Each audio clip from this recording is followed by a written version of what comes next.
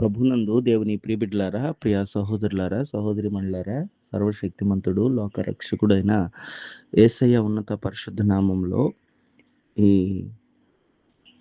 June మాసము 26వ తారీఖు గురువారపు ఉదయకాల శుభాలు మీ అందరికీ కూడా హృదయపూర్వక నిండువందనాలు తెలియజేస్తున్నాను.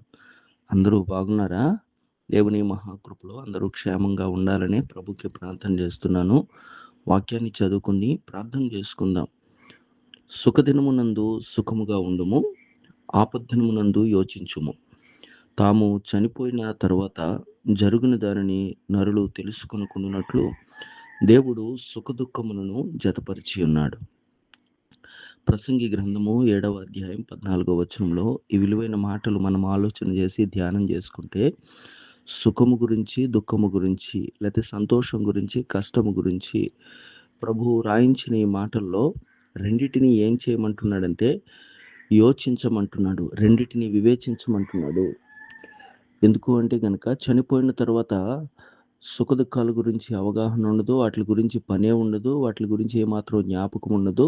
చనిపోయిన వారికి ఇవేమి కూడా తెలియదు కనుక దేవుడు ముందుగానే బ్రతికి ఉన్న మానవులు తెలుసుకోవాలని, అనుభవించాలని వీటిని జతపరిచి ఉన్నాడని వాక్యం ద్వారా తెలియజేస్తున్నప్పుడు, కష్టం వచ్చినప్పుడు దేవుణ్ణి దూషించేవారు అనేక మంది ఉన్నారు. సుఖ సంతోషాల్లో దేవుడిచ్చిన సమస్తాన్ని అనుభవిస్తూ ఆయన్ని మరిచిపోయేవారు అనేక మంది ఉన్నారు. అలా కాకుండా యోబు చెప్తున్నాడు, మనము మేలుని అనుభవించాలా, కీడు అనుభవించతగదా? అందుకనే సమస్తం పోయి శరీరం కుళ్ళిపోయినా యోబు చెప్తున్న గొప్ప మాట ఏంటంటే, యెహోవా ఇచ్చెను, యెహోవా తీసుకొనును, యెహోవా నామమునకే స్తుతి కలుగును గాక అని. నా జీవితంలో ఏది కలిగి ఉన్నా కానీ దేవుడు లేకుండా కలిగి లేదు, ఆయన అనుమతించకుండా ఏది జరగలేదు. ఒకవేళ కష్టమే వచ్చి ఉంటే గనక నిన్ను మెరుగుపరచడానికి, కష్టాల కొలుములో సువర్ణంగా మార్చడానికి, శుద్ధ సువర్ణంగా మార్చడానికి అది అనుమతించి ఉంటాడు తప్ప నిన్ను కష్టపెట్టి ఆయన సంతోషించాలనే దేవుడు కాదు.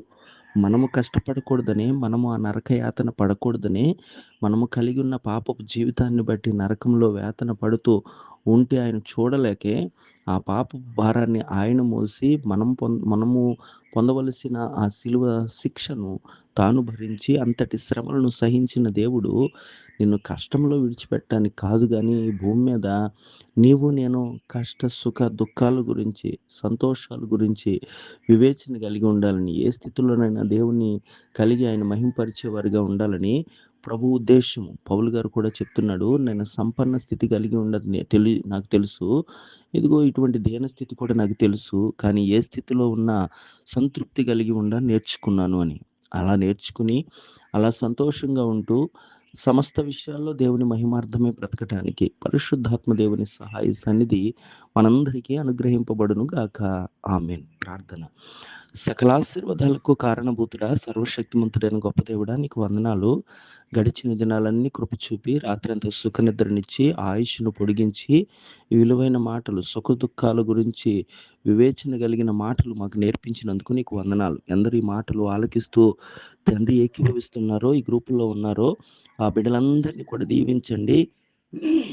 ఆయా దేశాల్లో ఉన్న బిడ్డలందరి చుట్టూ నీ కాపుదల భద్రత దయచేయండి. బలహీనులందరినీ కూడా బలపరచండి తండ్రి. ఇదిగో నేటి దినం పుట్టినరోజు, పెళ్లి రోజు జరుపుకుంటున్న వారికి నూతన సంవత్సర దయా కిరీటాలు ధరింపజేసి ముందున్న దినమంతట్లో కూడా నువ్వు అనుగ్రహించిన దినకాలం అంతట్లో కూడా నీ కృపా సన్నిధి మాకు తోడుగా ఉంచమని నజరుడైన యేసు పరిశుద్ధ నామంలో ఈ ప్రార్థన అడుగుచున్నాను పరలోకపు తండ్రి.